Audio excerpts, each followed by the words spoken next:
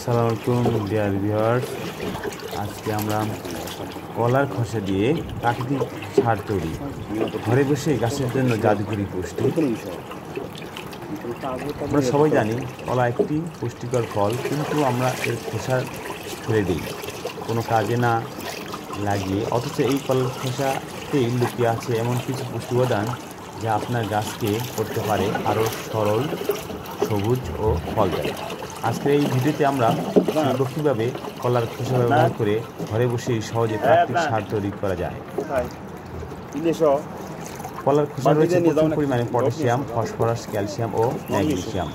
Potassium যা গাছের ফুল ও ফল ধরার সাহায্য করে, ফসফরাস শিকড় গঠনের সহায়ক, ক্যালসিয়াম গাছের কোষ গঠনের সাহায্য করে, ম্যাগনেসিয়াম গাছের সবুজ পাতার জন্য খুবই প্রয়োজনীয়। এসব উপাদান গাছের প্রাকৃতিক বৃদ্ধি ও রোগ প্রতিরোধ ক্ষমতা বাড়াতে খুবই কার্যকর। সার তৈরির পদ্ধতি: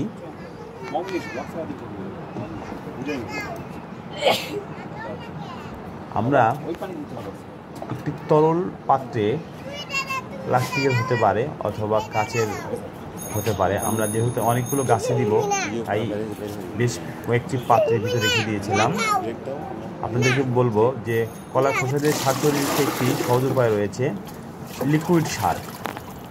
আমরা আজকে লিকুইড সার তৈরি করেছি, যেভাবে বেশ কিছু কলার খোসা ছোট ছোট টুকরো করে কেটে পানিতে ভিজিয়ে রেখেছি 3 থেকে 5 দিন। এরপর এই পানিগুলো একটি বড় পাত্রে নিয়ে সেগুলো মিক্সচার করে আমরা আমাদের ড্রাগন গাছে দেওয়ার উপযোগী করেছি। এটি একটি তরল সার হিসেবে কাজ করবে, বিশেষ করে ফুল ও ফলের গাছ খুব উপকারী। এছাড়া কলার খোসা আমরা অন্য উপায়েও গাছের জন্য তৈরি করতে পারি, যেমন খোসা শুকিয়ে গুঁড়া করে ব্যবহার। কলার খোসা রোদে ভালো করে শুকিয়ে নিতে হবে, তারপর ব্লেন্ডার গুঁড়া করে গাছের গোড়ায় ছিটিয়ে দিতে হবে বা মাটির সঙ্গে মিশিয়ে দিতে হবে। আবার অন্য একটি পদ্ধতি রয়েছে, সরাসরি মাটিতে পুঁতে দেওয়া। কলার খোসা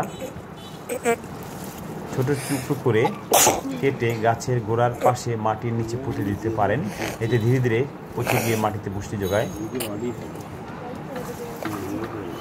বেশি পরিমাণ বা একসাথে বেশি খোসা ব্যবহার না করাই ভালো, এতে মাটির দুর্গন্ধ বা পোকামাকড় হতে পারে। পানি জমে না এমন জায়গায় সার ব্যবহার করলে ভালো ফল পাওয়া যায়। ব্যবহার করার আগে খোসা ভালো করে ধুয়ে নেওয়া উচিত, বিশেষ করে যদি রাসায়নিক স্প্রে দেওয়া থাকে। প্রাকৃতিক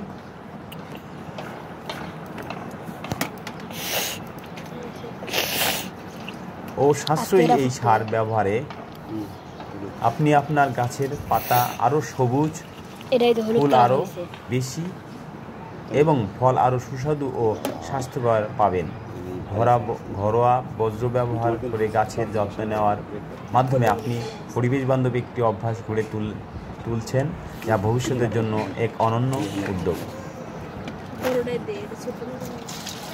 আপনারা দেখতে পাচ্ছেন আমরা বিশাল ড্রামের ভিতরে জমানো এই কলার খোসার তরল সার আমাদের ড্রাগন গাছে ব্যবহার করছি।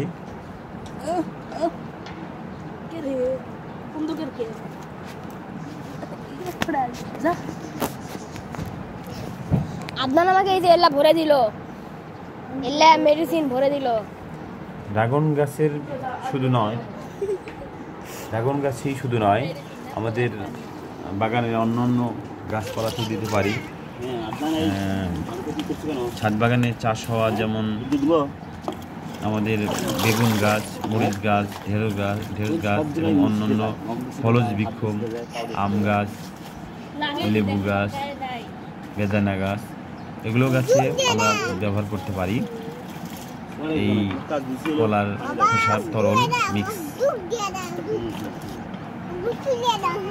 যেহেতু ছাদ বাগানে খুব অল্প বিষয়ে কম মাটিতে গাছপালা রোপণ করা হয়, তাই এখানে পর্যাপ্ত জৈব সারের উপস্থিতি থাকলে মাটিগুলো অত্যন্ত খরখরে বা উত্তপ্ত ভাব হয় না। এতে মাটি স্বাভাবিক থাকলে মাটির পুষ্টি গুণাগুণ ভালো থাকে আমাদের গাছ, ভালো থাকে আমাদের ছাদ বাগান। তাই আমি আপনাদেরকে বলবো, বন্ধুরা, আপনাদের এই বাসায় জমানো কলার খোসা ও অন্যান্য খোসাগুলো প্রক্রিয়াজাত করে বাগানে ব্যবহার করুন। বাগানের মাটি সুন্দর রাখুন, পুষ্টিকর রাখুন, যেন বাগানের গাছপালাগুলো তাদের পুষ্টি সহজেই পেয়ে যায়। রাসায়নিক সারের যথেষ্ট ব্যবহারে আমাদের প্রকৃতির ভারসাম্য নষ্ট হয়ে যায়। এছাড়া আমাদের নিজের ব্যক্তিগত পরিবেশ অথবা স্বাস্থ্যের ক্ষয়ক্ষতি হয়। আমি আমার বাগানে রাসায়নিক সারের যথেষ্ট ব্যবহারকে পুরোপুরি নিয়ন্ত্রণ করেছি। অতিরিক্ত কীটনাশক ব্যবহার থেকে আমি পুরোপুরি বিরত থাকি। সমন্বিত বালাই ব্যবস্থার মাধ্যমে বিভিন্নভাবে পোকামাকড় থেকে আমরা স্বাভাবিক থাকি।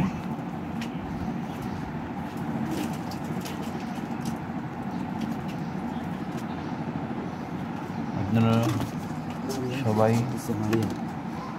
আপনাদের থাকা জায়গা এবং ছাদ বাগান, বারান্দাতে যেখানে যতটুকু সম্ভব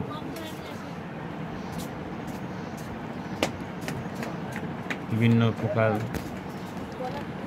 ফল দেখে নিয়েছে চাষ করে নিজেদের প্রয়োজন মেটাতে পারেন। ভিডিও করতেছে, সত্যি ভিডিও করতেছে। এতে সবাই উপকৃত হবেন।